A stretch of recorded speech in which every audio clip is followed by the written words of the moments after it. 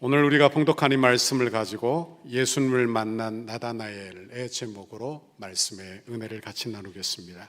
따라합시다. 예수님을 만난 나다나엘. 예수님을 만난 나다나엘.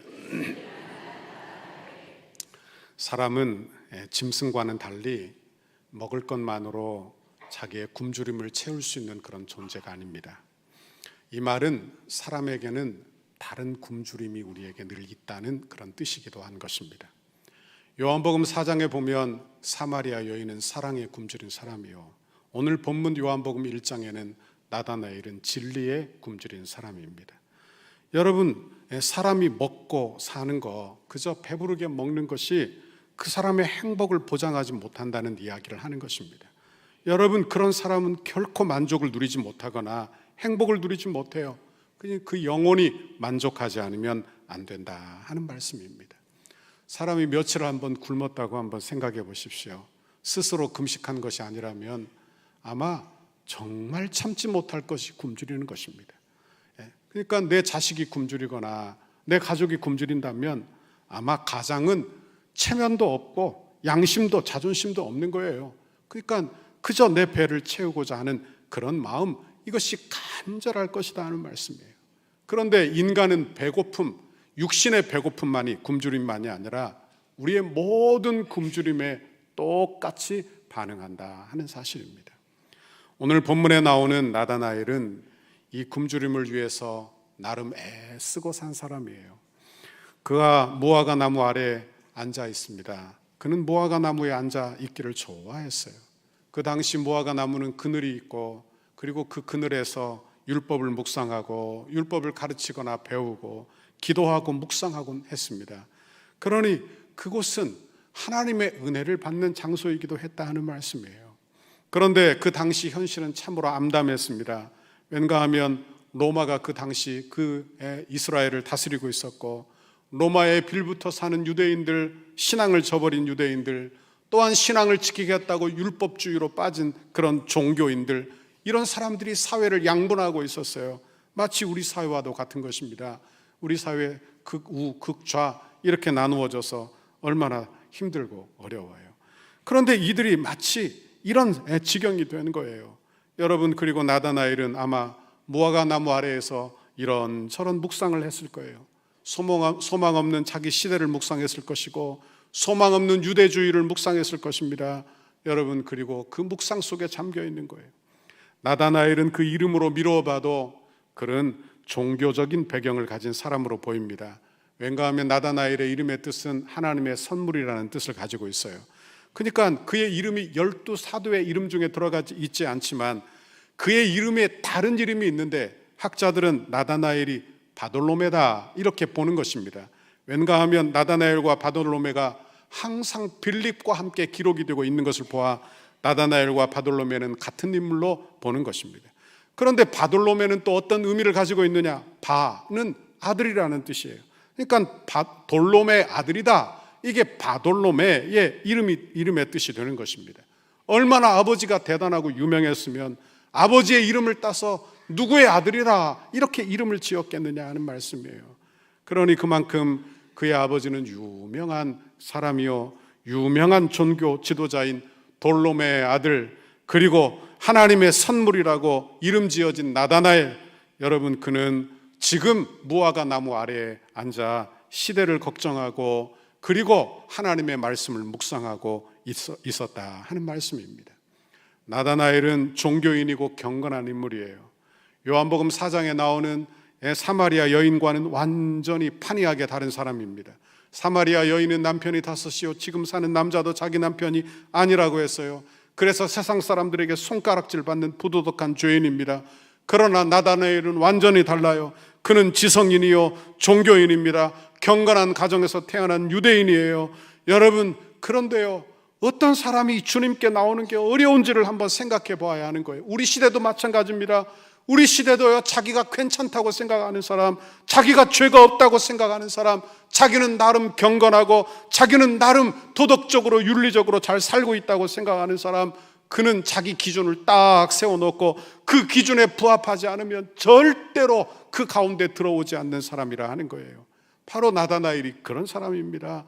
그러니 이런 사람 주님 앞에 나오기가 참 어려운 사람, 예수 믿기가 참 어려운 사람이 아닐 수 없었다 하는 것입니다. 전도도 해보면 어떤 분들에게 당신이 죄인입니까? 물으면 크게 반발하는 사람이 있습니다. 내가 무슨 죄를 졌다고, 내가 무슨 죄를 졌냐 이거예요. 그리고 나는 다른 사람들에게 해를 끼친 적이 한 번도 없고, 나는 이 세상에 법도 어긴 적이 없습니다. 나는 죄인이 아니라고 주장하는 사람, 여러분 그 사람은 예수 믿기가 참 어려운 존재가 아닐 수 없다 하는 말씀입니다. 여러분 그러나 사람 보기에 사마리아 여인과 나다나엘은 하늘과 땅 차이예요. 왜? 사마리아 여인은 죄인이요, 나다나엘은 경건한 종교인이에요. 여러분 그러나 하나님 보시기에는 그렇지 않은 줄 믿습니다. 하나님 보시기에는 그도 역시 타락한 죄인이에요. 사마리아 여인과 별반 다르지 않은 굶주림의 종류만 다를 뿐이지 타락한 본성으로 사는 악한 죄인. 여러분 사마리아 여인도 예수를 만나야 살지만 나다나엘과 같은 사람도 예수 만나야 그 죄를 해결 받고 구원받게 되는 줄 믿습니다. 여러분 우리 중에 죄인 아닌 사람이 어디에 있겠어요? 죄인은 여러분 그 정도만 다 다를 뿐이요, 다 죄인이에요. 죄인은 예수 믿어야 구원 얻게 되는 줄 믿습니다. 그런데 어느 날 그의 친한 친구 빌립이 이 나다나엘을 찾아왔습니다. 그리고 놀라운 이야기를 하기 시작했어요. 45절 읽어봅니다. 시작. 빌립이 나다나엘을 찾아 이르되 모세가 율법에 기록하였고 여러 선지자가 기록한 그 일을 우리가 만났으니 요셉의 아들 나사렛 예수니라. 아멘. 여기 나다나엘이 눈을 번쩍 뜨게 하는 그런 내용이 나와요. 모세가 율법에 기록하였고, 모세가 율법에 여러분 나와 같은 선지자, 우리 주님이 그렇게 하셔, 너와 같은 선지자 하나를 세우시겠다는 거예요. 그가 바로 누구냐? 메시아. 여러 선지자가 예언하였던 그가 누구냐? 바로 메시아예요. 메시아. 그러니까 빌립은 지금 나다나엘에게 가장 가까운 친구인데, 그 가장 가까운 친구가 진심으로 모세와 선지자가 이야기한 그 이 메시아를 이야기하니까 눈이 번쩍 뜨여졌다는 말씀. 눈이 번쩍 뜨여, 정말 그인가 하고 눈이 번쩍 뜨였어요.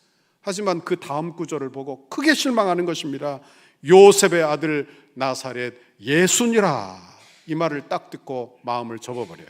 왜? 여러분 성경 미가서 5장에 보면 메시아는 베들레헴에서 태어난다, 베들레헴 출신이다, 이렇게 가르쳐주고 있기 때문에 그런 것입니다. 그러니 그의 말에 의하면 절대로 나사렛 출신은 될 수 없다는 거예요. 그래서 46절에 이렇게 말합니다.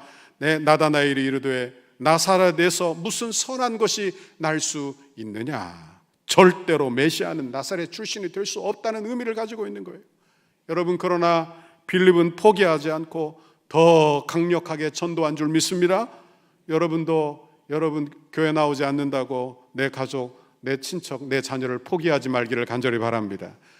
빌립은 어떻게 전도했느냐? 와보라. 일단 한번 와보라는 거예요. 나사렛 사람이라 네가 믿지 못하겠거든 한번 와서 만나나 보라는 거예요. 한번 그의 말씀을 들어나 보라는 거예요. 이게 그의 전도 방법인 것입니다. 여러분 전도가 무엇인지 우리는 여기서 깨닫게 되는 것입니다. 전도는요, 성경을 다 외우고 신학의 체계를 다 갖추어야 전도할 수 있는 게 아니에요. 여러분 예수님이 베들레헴에서 태어나셨지만 그가 나사렛에서 살았어요. 그러니까 그는 나사렛 예수라고 지칭하지만 그는 베들레헴에서 태어난 줄 믿습니다.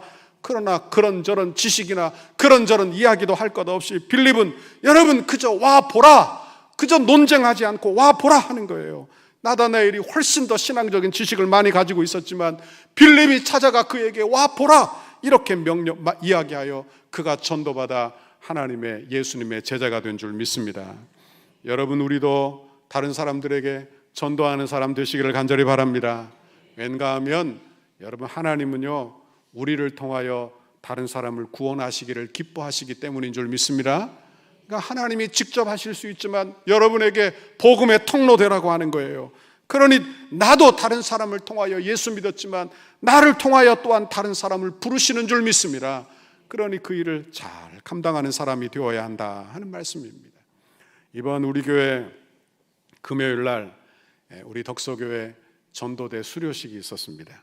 우리 교회가 CCC 전도훈련, EDI 전도훈련을 이번에 3기째 실시를 했어요. 그리고 수료식을 하는데 우리 전도대원들 함께 나와서 찬양하고 구호를 외쳤습니다. 그 구호가 아주 좋아요. 그래서 제가 한번 읽어줄 텐데 따라 한번 해보시겠습니까? 따라 한번 해봅시다. 전도는 쉽다.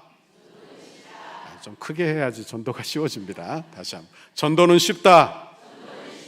전도는 하면 된다. 전도에는 실패가 없다. 전도하지 않는 것이 실패다. 나가면 있고 안 나가면 없다. 이게 우리 전도대 구호입니다. 우리 전도대 구호예요. 그러니까 전도는 쉽다. 왜? 내 간증을 이야기하는 거예요. 내 간증을 이야기하는 거예요. 내가 만난 예수를 이야기하는 거예요. 그러니까 전도는 쉽다. 그리고 전도를 이야기하면 결코 실패는 없는 거예요. 씨를 뿌리고 있는 거예요. 여러분, 나가면 있지만 안 나가면 없다. 이게 우리의 전도의 구호인 것입니다. 여러분도 전도하는 사람 되시기를 간절히 바랍니다. 여러분도 내가 만난 예수를 전하는 사람 되시기를 간절히 바랍니다. 나다나엘은 빌립의 말이 옳다고 여기고 빌립을 따라갔습니다. 그리고 드디어 예수를 만나게 되는 거예요. 여러분, 우리도 예수 만나야 할 줄 믿습니다. 그러자 예수님이 그에게 말씀합니다. 47절 읽어봅니다. 시작. 예수께서 나다나엘이 자기에게 오는 것을 보시고 그를 가리켜 이르시되 보라, 이는 참으로 이스라엘 사람이로다. 그 속에 간사한 것이 없도다. 아멘. 우리 예수님은 사람을 겉으로만 보는 분이 아니에요. 여러분, 우리는 사람은 다 겉모양만 봅니다. 그 사람이 입은 옷이나 그 사람이 차는 타나 그 사람의 사회적 위치나 그 사람의 재물이나 뭐 이런 걸 바라보는 거예요. 그러나 우리 주님은 그 마음의 중심을 보시는 줄 믿습니다. 그 마음의 중심을 보시는 거예요. 그리고 그 마음의 중심을 보시고 그 정곡을 우리 주님이 딱 찌르는 거예요. 그러자 나다나엘이 깜짝 놀라는 것입니다. 내가 묵상한 것을 어떻게 알았을까? 이렇게 깜짝 놀라는 거예요. 그러자 나다나엘이 깜짝 놀라 어떻게 나를 아십니까? 그러자 예수님이 대답하세요. 48절에 같이 읽습니다. 시작. 나다나엘이 이르되 어떻게 나를 아시나이까? 예수께서 대답하여 이르시되 빌립이 너를 부르기 전에 내가 무화과 나무 아래에 있을 때 보았노라. 아멘. 여러분, 무화과 나무 아래에서 묵상을 하고 있는 거예요. 로마의 완악함, 유대인의 간사함. 여러분, 한편은 로마에 붙고 한편은 행위, 종교로 간 그런 종교인이 되어버린 이 유대교. 여러분, 사람의 간사함을 보고 마음에 그 근심하고 있는 거예요. 여러분, 우리 사회도 그렇지 않아요? 우리 사회도 곰곰이 쳐다보면 여러분, 간사한 사람 투성이 아닙니까? 여러분, 이리 붙었다 저리 붙었다는 간사한 사람 투성이 아니냐 이 말이에요. 여러분 보십시오. 그런데 그 간사함을 보고 그가 묵상하고 있을 때 그가 어떻게 하느냐? 그는 자연히 이 세상에 소망이 없음을 알아요. 그리고 장차 오실 메시아를 소망하게 되는 것입니다. 우리 주님이 그 마음을 꿰뚫어 보시고 그 고민을 딱 지적하여 말씀하시는 거예요. 그러자 그가 깜짝 놀라게 되는 것입니다. 여러분, 우리 예수님은 우리의 마음의 중심을 통찰하시는 살아계신 하나님이신 줄 믿습니다. 살아계신 하나님. 여러분, 사람은요, 그 사람의 중심을 알기까지 시간이 오래 걸립니다. 오래 걸립니다. 때로 10년이 지나도 그 사람의 마음을 알지 못할 때가 있어요. 그러나 우리 주님은 단번에 그 사람의 마음을 아시는 줄 믿습니다. 그 편견을 아시고 그 마음의 중심, 마음의 동기까지 다 아시는 거예요. 여러분, 그 마음의 동기를 말씀하시자, 그 마음의 중심을 꿰뚫어 보시자, 그 말씀에 그만 그가 무릎을 꿇고 마는 것입니다. 그 편견이 그만 깨어지고 마는 거예요. 그리고 믿음으로 고백합니다. 49절, 나다나엘이 대답하되 랍비여, 당신은 하나님의 아들이시오, 당신은 이스라엘의 임금이로소이다. 이렇게 고백하는 거예요. 여러분, 이 고백이 여러분에게도 있기를 간절히 바랍니다. 마땅한 피조물에게 마땅한 고백이에요. 예수 만난 성도들에게 마땅한 고백이에요. 여러분, 이 고백을 하자 더 놀라운 이야기를 우리 주님이 하시는 거예요. 50절 51절 같이 읽어봅니다. 시작. 예수께서 대답하여 이르시되 내가 너를 무화과 나무 아래에서 보았다 함으로 믿느냐? 이보다 더 큰 일을 보리라. 또 이르시되 진실로 진실로 너희에게 이르노니 하늘이 열리고 하나님의 사자들이 인자 위에 오르락 내리락 하는 것을 보리라 하시니라. 아멘. 오늘 이 말씀을 통해서 저와 여러분이 성도가 누군가, 또 예수님이 어떤 일을 하셨는지 묵상하게 되기를 간절히 바랍니다. 여러분, 오늘 이 말씀을 통해서 이스라엘 백성이나 나다나엘이나 아니면 우리도 이게 지금 누구를 이야기하고 있는지 딱 아는 거예요. 간사함, 그리고 이스라엘 이야기하면 누구를 떠올리게 되느냐? 그의 조상 야곱을 떠올리게 되는 것입니다. 이스라엘은 누구의 이름이던가요? 그것은 민족의 이름이기도 하지만 야곱의 변화된 이름이 바로 이스라엘이에요. 그러니까 야곱의 이름이 이스라엘, 야곱의 후손들이 바로 이스라엘 아닙니까? 야곱은 어떤 뜻을 가지고 있느냐? 야곱의 이름은 간사한 사람, 속이는 사람, 사기꾼, 이런 뜻을 가지고 있는 거예요. 여러분, 그렇습니다. 야곱은 천성이 속이기를 잘하는 사람이에요. 여러분, 처음부터 형 에서를 속인 사람이요, 그 다음에는 아버지를 속인 사람이요, 그 다음에는 외삼촌 라반을 속인 사람이요. 야곱은 간사한 사람이에요. 속이기를 아주 잘하는 사람, 능숙한 사람이 바로 야곱이라 하는 말씀입니다. 그런데 여러분, 남을 속이는 사람이 또한 자기도 속고 마는 거예요. 참 아이러니한 일이죠. 똑같은 사람 라반을 옆에 딱 붙여서 라반으로 하여금 자기 인생을 다 속게 만드는 거예요. 결국에는 어떻게 하느냐? 자기 자식도 자기를 속이는 것입니다. 여러분, 요셉을 팔아놓고 요셉이 죽었다, 그렇게 속이지 않느냐 하는 말씀이에요. 여러분, 우리는 하나님 앞에서 진실한 사람 되기를 간절히 바랍니다. 창세기 32장에 보면 이제 삼촌 라반의 집에서 온 가족을 데리고 온 소유를 이끌고 이제 고향 땅으로 되돌아오게 되는 것입니다. 그때 이 야곱의 발목을 붙잡는 사람이 한 사람 있었으니 그가 바로 형 예서예요. 형 예서. 예서는 마음에 한을 품은 사람이에요. 야곱 동생이 자기를 속여 장자의 명분을 빼앗았다고 칼을 간 사람이에요. 그리고 군사 400명, 자기가 스스로 길리운 군사 400명을 데리고 야곱을 치러 오고 있는 것입니다. 그러니 얼마나 두려워요. 얼마나 마음이 아파요. 여러분, 이 세상에도 야곱과 같은 간사한 사람이 있고 복수의 칼을 늘 갈고 사는 에서와 같은 사람이 있어요. 둘 다 안타까운 사람이죠. 둘 다 안타까운 사람. 여러분, 그러나 야곱은 소망이 있는 것은, 야곱은 두려워 떨 때 하나님 앞에 엎드린 줄 믿습니다. 엎드려 기도하는 사람은 소망이 있는 거예요. 여러분, 그런데 사람은 그냥 엎드리지 않아요. 절대로 그냥 숙이는 법이 없다는 말씀이에요. 자기 교만함, 자기 간사함, 이게 절대로 저절로 그냥 숙여지는 법이 없어요. 나이 들었다고 그냥 숙여지는 법이 없더라는 말씀이에요. 야곱의 간사함은 언제 다루어지느냐? 죽을 만큼 괴로운 지경에 닥칠 때, 그때 할 수 없어서 자기 간사함을 다 내려놓는 그 지경에 가야만 그 간사함이 다루어지더라 하는 말씀이에요. 야곱은 야복강가에서 가족과 소유를 다 보내놓고 하나님께 엎드려 기도하기 시작합니다. 그리고 성경에 보니까 천사와 씨름했다고 기록하고 있어요.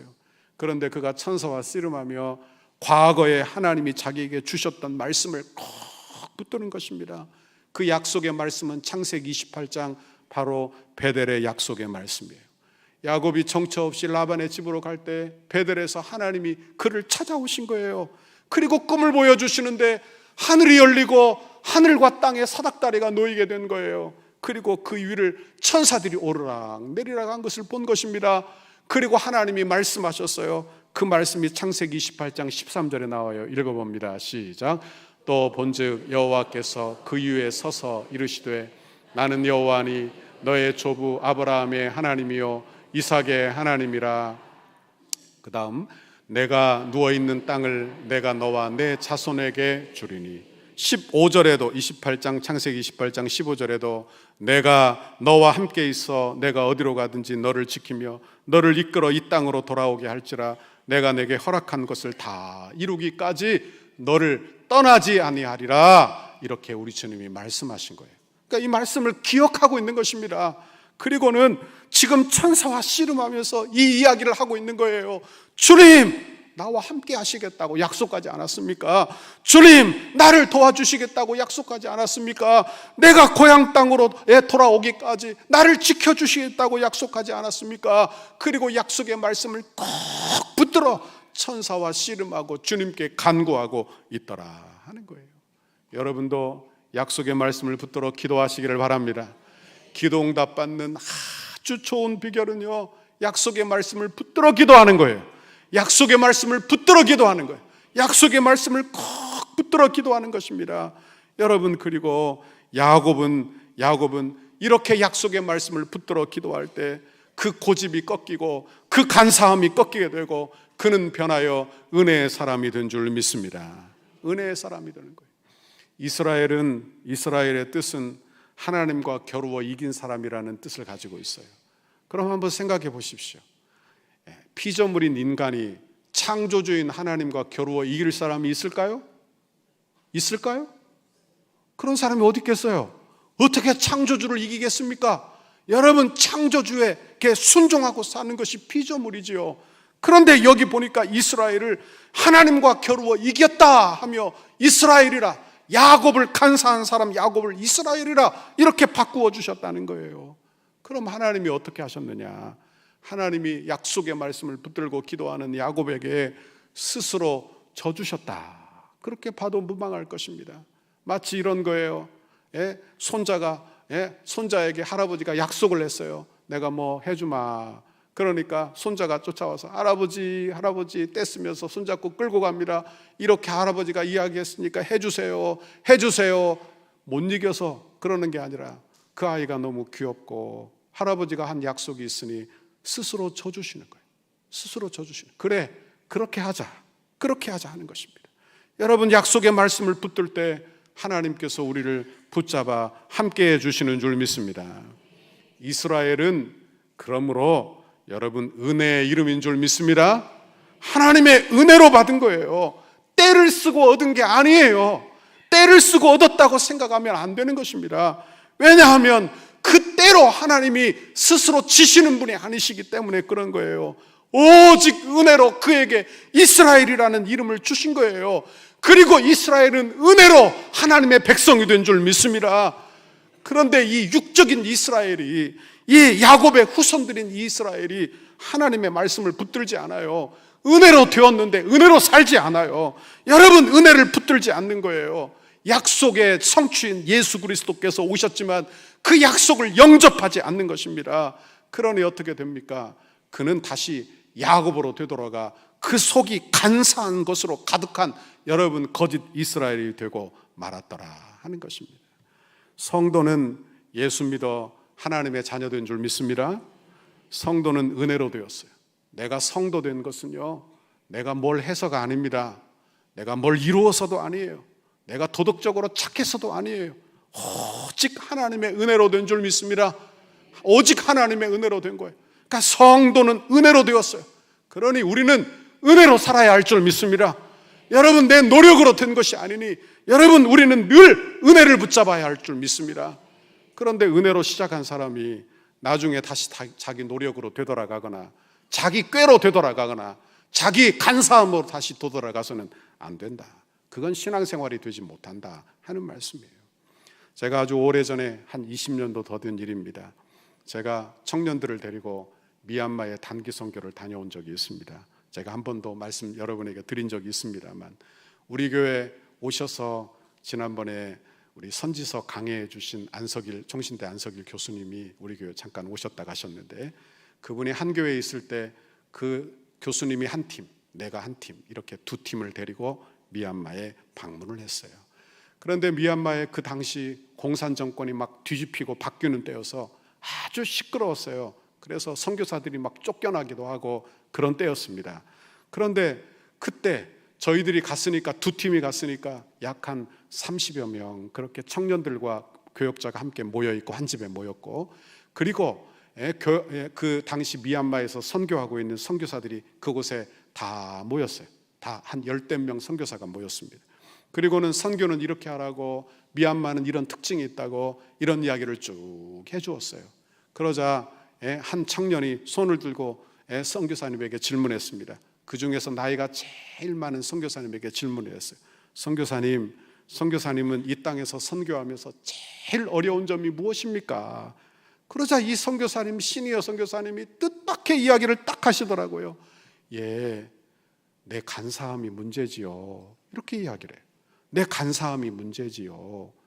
우리는 이런 대답을 요구했어요. 아마 재정적으로 부족합니다. 또는 사람이 없습니다. 또는 이 땅 지금 공산 정권이 막 이러이러하니까 정치적으로 참 어렵습니다. 이런 이야기 할 줄 알았는데 이 시리아 선교사님이 딱 이런 이야기 하는 거예요. 내 간사함이 문제지요. 이렇게 이야기하더라고. 제가 그때 깜짝 놀랐어요. 그리고 지금 20년도 지난 이야기지만 지금도 생생히 기억하고 있어요. 아마 자기의 사역을 포장하려는 그런 자기의 간사함, 하나님을 신뢰하지 아니하고 그리고 자기의 꾀를 의지하는 그런 간사함, 그게 내가 문제지요. 내가 그것이 문제지요. 그렇게 이야기하는 그 선교사님의 말씀이 제 마음속에 딱 박혔어요. 딱 박혔어요. 때로 제 인생, 제 목회도 저는 되돌아봅니다. 내가 잘 가고 있나? 여러분도 되돌아보십시오. 여러분도 되돌아보십시오. 내가 지금 잘 가고 있나? 그런데 가끔 여러분 이런 생각을 해요. 그래, 항상 내 간사함이 문제지. 내가 간사함으로 되돌아가는 것이 문제지. 은혜를 붙들지 않고 간사함으로 되돌아가는 것이 문제지. 여러분, 예수 밖에 있으면 다 죄인인 줄 믿습니다. 다 죄인이에요. 다 야곱과 같이 본성적으로 타락한 간사함이 가득한 죄인이라 이 말이에요.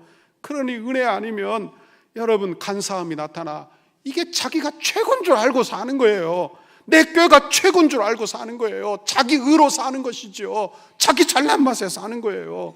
여러분, 은혜는 그런 게 아니에요. 은혜는 그런 게 아니에요. 여러분, 은혜 받아 저와 여러분이 은혜로 사시는 은혜와 축복이 있기를 간절히 바랍니다. 오늘 본문으로 다시 돌아가 봅시다. 다니엘에게 참으로 이스라엘 사람이라 하시고 내가 더 큰 일을 보리라 하셨어요. 그리고 51절에 이렇게 말씀합니다. 진실로 진실로 너희에게 이르노니 하늘이 열리고 하나님의 사자들이 인자 위에 오르락 내리락 하는 것을 보리라, 이렇게 하신 거예요. 그러니까 야곱은 하늘과 땅 사이를 잇는 사닥다리를 봤어요. 그리고 그 사닥다리 위에 천사들이 오르락 내리락 하는 것을 봤어요. 대단한 광경이죠. 대단한 광경이에요. 그런데 예수님은 나다나엘에게 너는 더 큰 일을 보리라는 거예요. 너는 더 큰 사건을 보리라는 거예요. 그게 뭐냐? 인자 위에, 예수님 위에 천사들이 오르락 내리락 하는 것을 보리라. 그러면 사닥다리가 누구예요? 아니, 사닥다리에 천사들이 오르락 내리락 했어요, 야곱에게는. 그러면 예수님이 지금 하신 말씀에서 인자 위에, 예수님 위에 천사들이 오르락 내리락 하는 것을 보리라 그랬으니 나다나엘은 누구를 본다는 것입니까? 예수님. 여러분, 예수님이 누구란 이야기를 하는 거예요? 예수님이 사닥다리라는 이야기를 하고 있는 거예요. 하늘과 땅을 잇는 사닥다리, 여러분 죄인과의 하나님을 잇는 사닥다리, 여러분 우리의 죄를 사하는 사닥다리, 천국으로 올라가는 문, 그것이 바로 예수 그리스도 우리 주님이신 줄 믿습니다. 그러니 예수 아니면은 아무도 하나님께 갈 자가 없는 거예요. 예수 믿지 않으면 아무도 천국 백성이 될 수 없다는 이야기예요. 여러분, 그러니 내가 정말 예수 잘 믿고 있는지 여러분의 신앙을 되돌아보시기를 간절히 바랍니다. 나는 중보자 되신 예수님을 의지하고 있는가? 아니면 내 행위를 의지하고 살고 있는가? 교회 나온다고 그저 마땅히 구원받을 줄 그렇게 생각하지 마시라 하는 말씀이에요. 왜냐하면 내가 예수를 의지하고 있느냐, 이게 중요하다는 이야기를 하는 거예요. 여러분, 예수 의지하여 하나님의 은혜 받는 우리 모두가 되시기를 간절히 바랍니다. 예수 안에 있으면 은혜 받아 참 이스라엘 되는 줄 믿습니다. 여러분, 하지만 예수 밖에 있으면 우리는 다 죄인이에요. 다 간사함으로 사는 것입니다.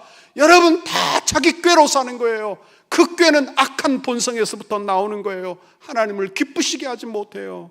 여러분, 하나님께서는 누구든지 예수를 믿으면 그 마음속에 진실한 마음을 주시는 줄 믿습니다.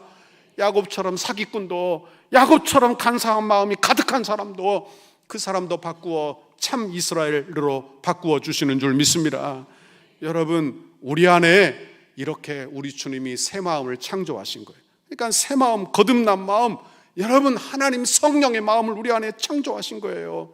그러나 이 땅에 우리가 존재하고 있으니 우리 안에 거짓된 마음, 간사한 마음이 항상 공존하고 있다는 것을 알아야 하는 것입니다. 그러니 예수 믿은 여러분 늘 은혜 안에 거하려고 노력하시기를 간절히 바랍니다. 늘 은혜 받고 살려고 힘쓰시기를 간절히 바랍니다. 여러분 말씀으로 늘 훈련받기를 간절히 바랍니다. 말씀으로 훈련받지 않은데 자동적으로 은혜로운 사람 없어요. 아무도 없어요. 여러분 누구도 없는 것입니다. 내가 은혜 받아야 은혜로워지는 것이지요. 은혜 받아야 성도다워지는 것이지요. 은혜가 사라지고 나면 즉시 내 간사함이 흘러나온다는 것을 우리가 늘 기억하며 살기를 간절히 바랍니다. 지금도 우리 예수님은 우리를 죄인을 찾아오시는 분이신 줄 믿습니다. 이 세상에 죄인 아닌 사람이 아무도 없어요.